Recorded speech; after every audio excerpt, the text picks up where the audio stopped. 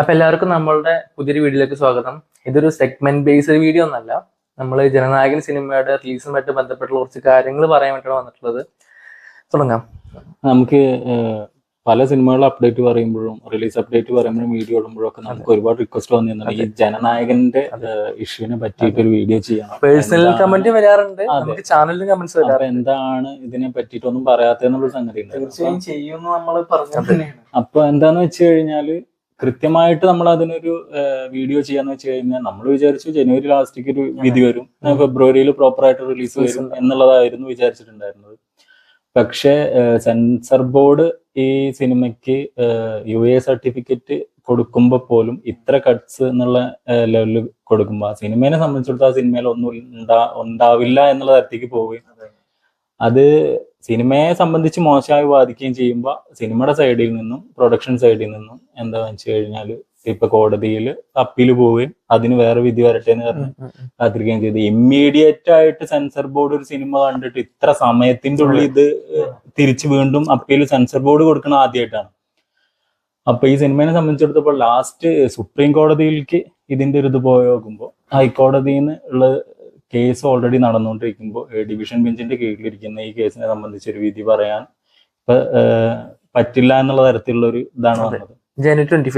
പിന്നെ ഇപ്പൊ ലാസ്റ്റ് വന്ന അതായത് ജനുവരി 25-ാം തീയതിക്ക് ശേഷം വന്ന ഒരു ഇതിനനുസരിച്ച് സിനിമയെ സംബന്ധിച്ചിടത്തോളം അത് ആദ്യം അവർ ഈ പറഞ്ഞ വ്യവസ്ഥ അനുസരിച്ചിട്ടുള്ള ഒരു ഇത് വന്നപ്പോൾ തന്നെ പ്രൊഡക്ഷൻ സൈഡിൽ നിന്ന് ഒരു അപ്പീൽ കൊടുക്കേണ്ടതും അതിനെ തുടർന്നാണ് വാദങ്ങൾ നടത്തേണ്ടിയിരുന്നത്.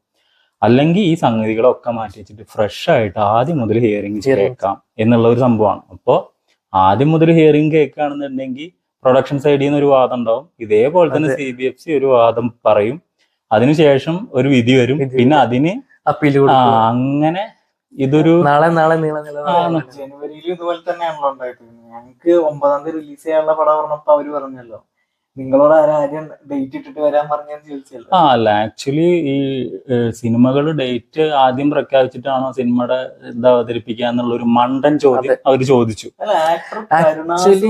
ഇതിനെപ്പറ്റി ആക്ച്വലി ഈ CBFC-യിലുള്ള ആൾക്കാർക്ക് സിനിമയായിട്ട് ഇത്രയും കാര്യങ്ങൾ അറിയില്ല എന്നുള്ള മനസ്സിലായത്. പിന്നെ കരുണാസ് അങ്ങനെ പലതും പറയും, കാരണം അദ്ദേഹം DMK-യുടെ ആളാണ്. അപ്പൊ അദ്ദേഹം എന്ത് വേണമെങ്കിലും പറയും. ഈ കരുണാസ് മാത്രമല്ല, വേണമെങ്കിൽ രജനീകാന്തും കമലഹാസനും ഉൾപ്പെടെ പറയും. കാരണം കമലഹാസൻ ഇപ്പൊ MP ആയി ഇരിക്കുന്നത് DMK-യുടെ സപ്പോർട്ടോട് കൂടിയിട്ടാണ്. രജനീകാന്ത് ഓൾറെഡി DMK-യുടെ കാലിന്റെ ചോട്ടിലാണ്. പിന്നെ അടുത്ത കാര്യം എന്താന്ന് വെച്ച് കഴിഞ്ഞാൽ രജനീകാന്ത് ആരൊക്കെ കാലിന്റെ ചോട്ടിലാണെന്നുള്ളത് നമുക്കറിയാം. പിന്നെ വേറൊരു സംഭവം രാഷ്ട്രീയപരമായിട്ടുള്ള കാര്യം, DMK-നെ സംബന്ധിച്ചിടത്തോളം ഈ സിനിമ വരരുത് എന്നുള്ളതൊരു സംഗതിയാണ്. കാരണം ഈ വരാൻ പോകുന്ന ലോക്സഭാ ഇലക്ഷന് മുമ്പ് ഈ സിനിമ വരരുതെന്ന് അവർക്ക് ആഗ്രഹമുണ്ട്. അത് വിജയുടെ മാനാടൊക്കെ കണ്ടു കഴിഞ്ഞാൽ അത്ര സപ്പോർട്ടാണ് പുള്ളിക്ക്. ഇത് ഒരാളെ എതിർക്കും തോറുമാണ് അയാൾ വലിയ ആളായി പോണത്. ഇവർക്ക് അറിയില്ല. പിന്നെന്താന്ന് വെച്ച് കഴിഞ്ഞാൽ DMK എന്നുള്ള ഒരു ബാറ്റിൽ നിന്ന് ADMK പുറത്തായത് ഈ ജയലളിതയുടെ മരണത്തോട് കൂടിയിട്ടാണ്. അപ്പൊ DMK ഒരു മൊണോപ്പോളി ആയിട്ട് എതിരാളികൾ ഇല്ലാണ്ട് ഓടിക്കൊണ്ടിരിക്കുകയായിരുന്നു. അത് സകല ഭാഗത്തും അവരെ ഭരണം നല്ലതാണ് എന്ന് പറയുന്നതിന്റെ ഒപ്പം സിനിമ സൈഡിൽ എങ്ങനെയാന്ന് വെച്ച് കഴിഞ്ഞാൽ റെഡ് ജയന്റ് മൂവീസ് എന്ന് പറഞ്ഞ ഒരു സംഗതി, പ്രൊഡക്ഷൻ കമ്പനിയായി വന്ന സാധനം ഡിസ്ട്രിബ്യൂഷനായിട്ട് പിന്നെ മാറിയിട്ട് സകല സിനിമകളുടെ ഡിസ്ട്രിബ്യൂഷന്റെ മോണോപ്പോളി പിടിച്ചിട്ട് ഒരു സിനിമ എപ്പോ റിലീസ് ആവണം, ഏതിന്റെ ഒപ്പം റിലീസ് ആവണം എന്നുള്ള തീരുമാനം തിയേറ്റേഴ്സ് അവരുടെ കയ്യിലാണ്. മോസ്റ്റ് ഓഫ് തിയേറ്റേഴ്സ് അവരുടെ കയ്യിലാണ്. സോ എന്താന്ന് വെച്ച് കഴിഞ്ഞാൽ ഇപ്പൊ 2 സിനിമ ക്ലാഷ് വരികയാണെന്നുണ്ടെങ്കിൽ റെഡ് ജയന്റ്സിന്റെ മൂവി ആയിരിക്കും ഒരു 90% തിയേറ്റർ. അതിപ്പോ അവിടെ അവരുടെ റെഡ് ജയന്റ്സിന് സപ്പോർട്ട് ഇല്ലാത്ത ആക്ടേഴ്സിന്റെ അവസ്ഥ നമുക്കിപ്പോ മെയിനായിട്ട് പറയുന്നത് വിജയുടെ കാര്യം തന്നെ. ലിയോ ആവട്ടെ, റിലീസ് എങ്ങനെയാണ് അതിന്റെ ഉണ്ടായത് നമുക്കറിയാം. ഇപ്പൊ അതിന്റെ മുമ്പ് ഇപ്പൊ വാരിസിന്റെ കാര്യമാവട്ടെ, പിന്നെ ഇപ്പൊ ലാസ്റ്റ് ഗോട്ടിന്റെ കാര്യമാവട്ടെ, ഇപ്പൊ ഡിസ്ട്രിബ്യൂഷൻ എങ്ങനെയാണ് പോയതെന്ന് അറിയാം. പിന്നെ എന്താന്ന് വെച്ചാൽ അതിനുശേഷം ഈ റോമിയോ പിക്ചേഴ്സ് വന്നപ്പോഴാണ് കുറച്ചുകൂടി സ്ട്രോങ് ആയത്. പക്ഷെ വേറെ കാര്യമുണ്ട്, വേറെ ആര് വാങ്ങിക്കഴിഞ്ഞാലും അവരുടെ കയ്യിൽ നിന്ന് ഏരിയ വൈസ് ചെന്നൈ പോലുള്ള രാഷ്ട്രീയപരമായിട്ടുള്ള അവരെ കരുത്താണ്. അതെന്ന് വെച്ച് കഴിഞ്ഞാൽ അവരെ എതിർത്ത് നിന്ന് നമുക്ക് നാളെ ഒരു സിനിമ ഇവിടെ ഇറക്കാൻ പറ്റുമോ എന്നുള്ളൊരു പേടി ആൾക്കാർക്കുള്ളത്. ചെറിയ സിനിമകൾ ഇറക്കുന്ന ആൾക്കാർക്ക് ഇപ്പൊ ലാസ്റ്റ് നമ്മളൊരു വീഡിയോയില് കങ്കോ സിനിമയ്ക്ക് ഉണ്ടായി നമ്മൾ പറഞ്ഞത്. കാരണം അവിടെ 350 തിയേറ്ററിലും കേരളത്തിൽ ആ സിനിമ 500 തിയേറ്ററിൽ റിലീസ് ആയത്. അപ്പൊ അങ്ങനെ അത് സൂര്യ പോലൊരു ആക്ടർക്ക് അങ്ങനെ ഇഷ്യൂ ഉണ്ടായിട്ടുണ്ടെങ്കിൽ ചെറിയ ആക്ടേഴ്സിന്റെ അവസ്ഥ നമ്മൾ എടുത്തു പറയേണ്ട കാര്യം എന്താണെന്ന് വെച്ച് കഴിഞ്ഞാൽ ഇപ്പോ സപ്പോർട്ട് ചെയ്യുന്ന ആക്ടേഴ്സിന്റെ എണ്ണം കൂടുതലാണ്. മെയിൻ ആയിട്ടുള്ള രജനീകാന്ത്, കമൽഹാസൻ, അജിത്ത്, ആക്ടേഴ്സ് അതിലുണ്ട്. അപ്പൊ അത് ഭയങ്കര പ്രശ്നം. അതെന്താന്ന് വെച്ച് കഴിഞ്ഞാൽ ഇവർക്കൊന്നും പ്രശ്നത്തിൽ താല്പര്യമില്ല. ഇയാളാണെന്നുണ്ടെങ്കിൽ ഇപ്പൊ രാഷ്ട്രീയത്തേക്ക് കടന്നത് കാരണം കൊണ്ട് ഇദ്ദേഹത്തിന്റെ മെയിൻ ഓപ്പോണൻസ് എന്ന് പറയുന്നത് DMK ആണ്. ഇവര് DMK എതിർത്താലാണ് ഇദ്ദേഹത്തിന്റെ ഇത്. കാരണം പുള്ളി ആ പരാശക്തി റിലീസിന് കുറച്ച് ദിവസം മുമ്പ് തീയശക്തി എന്നൊക്കെ പറയാനുണ്ടായല്ലോ. അപ്പളിക്കനാണ് ഇവര് പരാശക്തി ട്രെയിലറൊക്കെ കൊണ്ടുവന്ന് ഇറക്കിയിട്ട് ഇപ്പൊ റീസെന്റ് നമുക്കറിയാം പരാശക്തിക്ക് സെയിം ഇഷ്യൂ ഉണ്ടായിരുന്നു. പിന്നെ ആ സിനിമ റിലീസായി.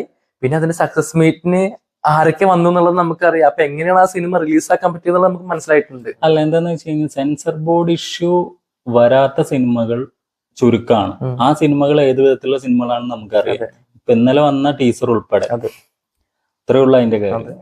അപ്പൊ ജനനായകൻ ഇഷ്യൂല് ഇപ്പൊ നമുക്ക് പറയാനുള്ളത് എന്താന്ന് വെച്ച് കഴിഞ്ഞാൽ ഡിസ്ട്രിബ്യൂട്ടേഴ്സ് ഒരു തീരുമാനത്തിൽ എത്തിയിട്ടുണ്ട്. അത് പ്രൊഡക്ഷൻ സൈഡിൽ നിന്നും കൂടിയിട്ടുള്ള തീരുമാനം. കാരണം പ്രൊഡക്ഷൻ സൈഡിൽ ഓൾറെഡി അവർക്ക് മാർച്ചില് ടോക്സിക് വരുന്നുണ്ട്. പിന്നെ അതുപോലെ തന്നെ ഏപ്രിൽ മെയ് മാസങ്ങളിൽ ഇലക്ഷൻ വരുന്നു. പിന്നെ അവർക്ക് ജൂണിലേക്ക് റിലീസ് ചെയ്യാൻ പറ്റുള്ളൂ. സോ അതുകൊണ്ട് അവർക്ക് ഫെബ്രുവരി റിലീസ് ചെയ്തേ പറ്റൂ. കാരണം അത്രയ്ക്കും ടൈറ്റ് ആണ്. കാരണം ഫെബ്രുവരിയിലാണ് ഇനി ടോക്സിക്കിന്റെ പ്രൊമോഷനും കാര്യങ്ങളൊക്കെ സ്റ്റാർട്ട് ചെയ്യുന്ന സമയം. അതുപോലെ തന്നെ ഡിസ്ട്രിബ്യൂട്ടേഴ്സിന്റെ സൈഡിൽ ഇപ്പൊ റീസെന്റ് ചെന്നൈയിൽ ഒരു മീറ്റിംഗ് നടന്നിട്ടുള്ള എന്താ വെച്ച് കഴിഞ്ഞാല് അവര് നമുക്കറിയാം ഭൂരിഭാഗം എല്ലാ ഡിസ്ട്രിബ്യൂട്ടേഴ്സും പലിശക്ക് പൈസ എടുത്തിട്ടാണ് ചെയ്യാറുള്ളത്. ഇൻക്ലൂഡിങ് നമ്മുടെ സ്റ്റുഡിയോ ഗ്രീന്റെ അത്ര വലിയ പ്രൊഡക്ഷൻ ഹൗസ് വരെ പലിശക്ക് പൈസ എടുത്തിട്ടാണ് കേസ് വരെ ആയത്. അപ്പൊ ഇവരെ സംബന്ധിച്ചിടത്തോളം ഒരു ഡെഡ് ഇൻവെസ്റ്റ്മെന്റ് പോലെ ഇപ്പൊ സിനിമ ഇരിക്കുന്നത്. അപ്പൊ ഇൻക്ലൂഡിങ് ആമസോൺ പ്രൈം ഉൾപ്പെടെ ഇനി ഫണ്ട് കുറച്ച് തരാൻ പറയും അവരടുത്ത്. അപ്പൊ അത് പ്രൊഡക്ഷൻ ഹൗസിനെ സംബന്ധിച്ചിടത്തോളം സിനിമയുടെ പ്രീ റിലീസ് ബിസിനസിനെ ബാധിക്കും. അപ്പൊ അവരെ സംബന്ധിച്ചിടത്തോളം അവർക്ക് ആ സിനിമ ഫെബ്രുവരി ഇറക്കിയേ പറ്റുള്ളൂ. അല്ലെങ്കിൽ ജൂണിലാവും. ജൂണിൽ പറഞ്ഞു കഴിഞ്ഞാൽ വീണ്ടും ഇഷ്യൂസ് ആവും. കാരണം OTT വിൻഡോസിൽ ഇഷ്യൂ വരും. അത്ര മാസം കഴിഞ്ഞ സിനിമ ഇറങ്ങുക. ഹയസ്റ്റ് OTT ഹയസ്റ്റ് ആയിരുന്നു. വിജയുടെ ഇതുവരെ വന്നതിന് TN ഡിസ്ട്രിബ്യൂഷൻ വരെ 100 CR മുകളിലോട്ട് ഹയസ്റ്റ് ആയിട്ട് സിനിമയാണല്ലോ. അത് കുറയും. വിജയുടെ സിനിമയ്ക്ക് സാധാരണ റിലീസ് സമയത്ത് ഒരു പ്രശ്നം ഉണ്ടാവുക എന്നുള്ള ഒരു പുതുമ. പക്ഷേ ഇങ്ങനൊരു ഇഷ്യൂ ഇത്തവണ നമുക്ക് പേഴ്സണൽ ആയിട്ട് പറയാനുള്ളത് ഇത് തെറ്റാണ്. അതെ, ഈ ചെയ്തത് വളരെ തെറ്റാണ്. അതായത് ഒരു സിനിമ ഇറക്കാൻ ഇരിക്കാതിരിക്കാനുള്ള തരത്തിലുള്ള പ്രവൃത്തികൾ ചെയ്യണത്. തലൈവ നമ്മുടെ ഇവിടെ റിലീസ് ആയതുകൊണ്ട് അതെ. അപ്പൊ എന്താന്ന് വെച്ച് കഴിഞ്ഞാല് ഈ സിനിമ ഇറങ്ങുന്നത് ഇപ്പോ ഡിസ്ട്രിബ്യൂഷൻ സൈഡ് ആണെങ്കിലും പ്രൊഡക്ഷൻ സൈഡ് ആണെങ്കിലും അവർക്ക് ഇതൊരു ബിസിനസ് ആണ്. First cinema good or bad എന്തോ ആയിക്കോട്ടെ. അത് ഇപ്പോ സിനിമ എന്താ വെച്ച് കഴിഞ്ഞാൽ മിക്സഡ് റെസ്പോൺസ് വന്നാലും ഒരു മോശം അഭിപ്രായം കൂടി വന്നു കഴിഞ്ഞാൽ കൂടെ കളക്ട് ചെയ്യാൻ തരത്തിലുള്ള ഒരു ആക്ടറാണ്. അപ്പൊ അദ്ദേഹത്തിനെ വിശ്വസിച്ചിട്ടാണ് ഇവരൊക്കെ ഇതിന് ഇത്രയും പൈസ മുടക്കി ചെയ്തത്. അതുമല്ലാത്തൊരു കാര്യം എന്താ ഇൻസ്റ്റയിലൊക്കെ സംസാരിക്കാന്ന് വെച്ച് കഴിഞ്ഞാൽ മേ ബി സിനിമ റിലീസായി കഴിഞ്ഞാല് ആൾക്കാരെന്നെ ചിലപ്പോ കണ്ടിട്ട് പറയും ഇതിനെയാണോ ഇപ്പൊ ഇവര് ഇത് എതിർക്കേണ്ടത്, എന്താ ഉള്ളതെന്ന് ചോദിക്കും. കാരണം എന്താന്ന് വെച്ച് കഴിഞ്ഞാൽ ഓൾറെഡി നമുക്കറിയാം ഭഗവാൻ കേസരിയായിട്ടുള്ള ഒരു പാർഷ്യൽ റീമേക്ക് ആണ് ഈ സിനിമ.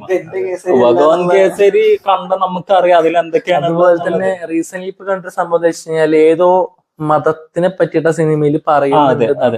പക്ഷെ നമ്മൾ അഖണ്ഡ ജൂലി നമ്മൾ എന്താ കണ്ടത്? അപ്പൊ അവിടെ ഇഷ്യൂ ഉണ്ടായിരുന്നു. ഇനിയിപ്പോ വരാൻ പോകുന്ന പറഞ്ഞ ഇന്നലെ ടീച്ചർ വന്ന ഒരു കറുത്ത വസ്ത്രം ധരിച്ചിട്ട് ഇവിടെ വേഷം കുത്തി വെക്കുന്ന പേര് പറയാൻ താല്പര്യമില്ലാത്തൊരു സിനിമ. അവർക്ക് സെൻസർ സർട്ടിഫിക്കറ്റും കിട്ടും, അവർക്ക് നാഷണൽ അവാർഡും കൊടുക്കും. അല്ല, അടുത്ത അവാർഡ് അവർക്കായിരിക്കും കൊടുക്കണ്ടാവുക. അപ്പോ ഇത് നാഷണൽ അവാർഡിന്റെ ഒക്കെ വില പോയിക്കൊണ്ടിരിക്കുകയാണല്ലോ.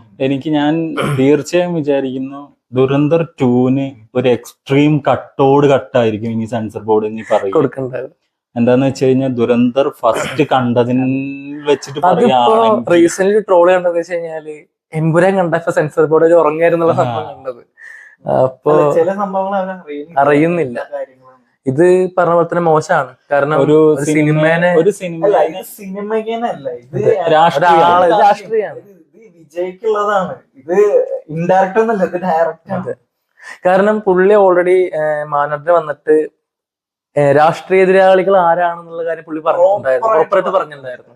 പിന്നെ ഇന്ന ആൾക്കാരുടെ അടിമകളാനും താല്പര്യമില്ല എന്നും പറഞ്ഞിട്ടുണ്ടായിരുന്നു. അപ്പോ പുള്ളി ഓൾറെഡി ഓഡിയോ ലോഞ്ചിൽ പറഞ്ഞതാണ്, പ്രൊഡക്ഷൻ ഹൗസിന്റെ അടുത്ത് പറഞ്ഞിട്ടുണ്ടായിരുന്നു ഓൾറെഡി എന്റെ സിനിമയ്ക്ക് ഇഷ്യൂസ് വരും, ഓരോരുത്തരും ഞാനിപ്പോ രാഷ്ട്രീയത്തിൽ ഇറങ്ങിയോണ്ട് ഈ സിനിമക്ക് ഒരുപാട് ഇഷ്യൂസ് വരും പറഞ്ഞിട്ടുണ്ടായിരുന്നു. പക്ഷെ ഇതെന്താന്ന് വെച്ച് കഴിഞ്ഞാൽ ഒന്നുകിൽ നമ്മൾ ഒരു പാർട്ടിയുടെ ഭാഗമാകുക, അല്ലെങ്കിൽ പ്രശ്നങ്ങളെ നേരിടാൻ തയ്യാറാകുക എന്നുള്ളത് മോശം. ഇതിപ്പോ ആക്ച്വലി KVN ആയതുകൊണ്ട് പിടിച്ചു നിൽക്കുന്നില്ല. ലളിതനെ പോലെ ഒരു പ്രൊഡ്യൂസർ, ഒരു സിംഗിൾ പ്രൊഡ്യൂസർ ആയിരുന്നെങ്കിൽ നടക്കില്ല. അവര് ചിലപ്പോ OTT ഡയറക്റ്റ് കൊടുക്കുകയാണ് ഇതിലൊക്കെ ഉണ്ടായിരുന്നു കേട്ടോ. ഇത് അവരെ പോലെ വലിയൊരു പ്രൊഡക്ഷൻ ഹൗസ് വന്നുകൊണ്ടും പിന്നെ വിജയ് അവരൊപ്പം കൂടെ നിൽക്കുന്നതുകൊണ്ടും പുള്ളിക്കും ഈ സിനിമ എത്രയും പെട്ടെന്ന് റിലീസ് ചെയ്യണം എന്നുള്ളതുകൊണ്ടാണ് ഉള്ളത്. ഈ സിനിമ എത്രയും പെട്ടെന്ന് റിലീസ് ചെയ്യണം എന്നുള്ളത് തന്നെയാണ് ഞങ്ങളുടെ ആഗ്രഹം. അപ്പൊ ഇപ്പത്തെ ഒരു ഐഡിയ വെച്ചിട്ട് സിനിമ ഫെബ്രുവരി റിലീസ് ആവാനുള്ള സാധ്യത കാര്യങ്ങൾ പറഞ്ഞ പോലെ തന്നെ ഇലക്ഷൻ, ടോക്സിക് നമ്മളും ഫാൻസ് ഷോ ടിക്കറ്റ് ഒക്കെ കയ്യിൽ വെച്ചിരിക്കാൻ തുടങ്ങി കുറച്ചായി.